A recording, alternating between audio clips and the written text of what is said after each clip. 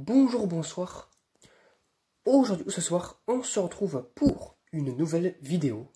Alors, dans cette vidéo, je vais présenter et tester une nouvelle réglette que j'ai récupérée. Comme la précédente. Donc la précédente, c'était une Starlich de 8 watts fer magnétique. Voilà, avec un tube T5. Et là, cette fois-ci, c'est une réglette de 15 watts, donc de 45 cm. Avec la vasque, hein, voilà. La vasque qui a un petit souci ici, qui a été fissurée. Hein. Bon, celle-ci, cette règle-là, je l'ai récupérée au même endroit que la Starlich. Voilà. Donc, voilà à quoi elle ressemble. Hein. Les douilles sont noires. Pareil sur l'autre côté. Refermé. Hop là. Assez lourde. Quand même. Hein. Assez lourde. Et le tube à l'intérieur, si j'arrive à enlever la vasque, à l'intérieur, il y a un tube Forn de 15 watts, un blanchot, donc ils ont traduit sur 3 langues. Hein. Voilà, Made in Great Britain. Donc c'est un tube de 15 watts, je pense qu'il est assez vieux parce que, alors, pour enlever le tube, ça c'est pas la peine de faire, ça, hein. On va péter les douilles, c'est comme les réglettes Fitzgerald. Hop là, bon, une main c'est compliqué, mais... Hop là. Les douilles ont des ressorts, en fait. Elles sont rétractables, comme ça. Vous allez voir quand je vais enlever le capot. Les douilles ont un ressort. Donc voilà, le tube tourne et regardez le culot, quoi. Je sais pas si on peut le voir, mais le culot, il est... Regardez, le culot, il a comme des petits traits, là. Sur tout le tour des culots, pareil pour l'autre côté. C'est bizarre de chez Forn comme ça, là. C'est des vieux tubes comme ça. Voilà. Donc la réglette en elle-même, je vais la démonter. Alors, bon, ça va être compliqué parce que pour la démonter... Ah, tiens, non, je crois, je sais pas. Je sais pas. Je pense que je peux la démonter à une main, mais bon, je risque de prendre pas mal de temps. Donc, je pense que je vais reprendre après. Donc, voilà ce qu'il y a à l'intérieur.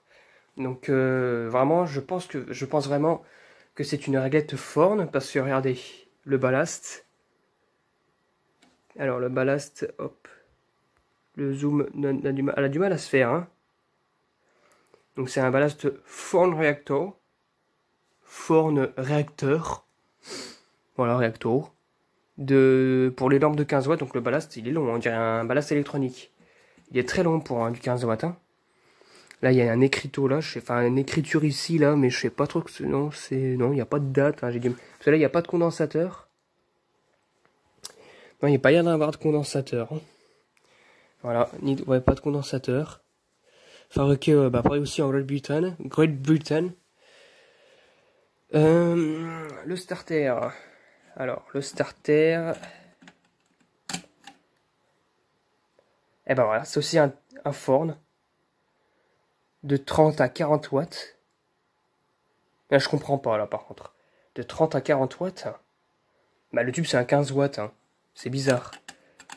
Et pourtant, c'est le starter d'origine, hein. C'est pas un faux starter, enfin, c'est pas un starter, voilà, non, c'est le starter d'origine parce que la réglette était très peu utilisée. J'ai les récupéré parce que l'ancien propriétaire a trouvé les réglettes peu esthétiques. Voilà. Mais bon, non, visiblement, la réglette a un petit peu de nettoyage et c'est vite fait bien fait, quoi. À l'intérieur, ça a peut-être pris encore un petit peu la poussière, mais vite fait bien fait, quoi. Voilà, veut dire le ballast, bon, ça date des règles des années 70, ça. Voilà. Donc là, je vais remettre le tube fluo, comme ça, là. Veut dire, on va le tester comme ça pour voir le starter en action. De chez Forn. On va voir si c'est de l'argon ou alors du néon. Je pense que c'est de l'argon. Hein. Donc voilà, je l'ai reposé comme ça. Je vais débrancher les lampes. C'est parti pour le test. Donc alors, je vous signale que le cordon il était déjà branché. Hein, donc voilà. J'avais pas de cordon en rab, donc du coup c'était déjà branché comme ça. C'est parti pour le test. 1, 2, 3. Waouh!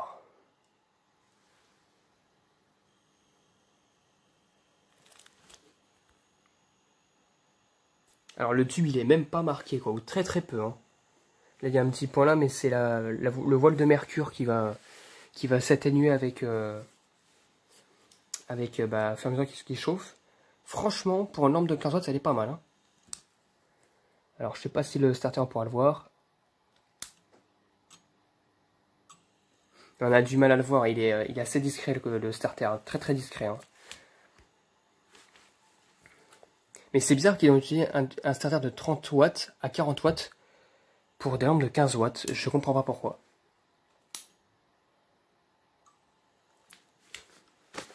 Donc là, le tube fluorescent fonctionne nickel. Hein. Il n'y a pas de souci sur ça. Donc j'ai remonté la réglette correctement avec le capot de ça parce que ça c'est à deux mains parce que c'est compliqué. Hein. C'est assez compliqué de remettre ces genres de choses là. Donc ça a des crochets qu'il faut serrer ou je sais pas quoi là. Donc je vous dis à tout de suite. Donc voilà, j'ai remis le capot correctement. Donc c'est un peu dur hein, à mettre mais c'est faisable. C'est parti pour le test.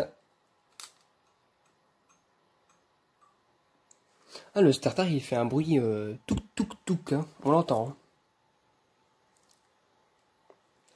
Et maintenant je vais remettre le capot, enfin le vasque pardon. Alors la vasque ça se fait d'une manière assez... voilà. Oula, voilà. Et là avec la vasque...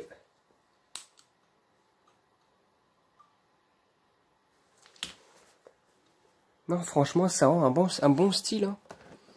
Et ça, c'est idéal pour les miroirs, par exemple. Éclairer des miroirs. C'était typique à l'époque. Ouais, de chez Ford. Hein. Ils faisaient les Anglais, ils appellent ça des light miroirs ou un truc comme ça, miroir. Et on faisait aussi un amorçage avec une petite tige d'amorcer le tube. Donc voilà.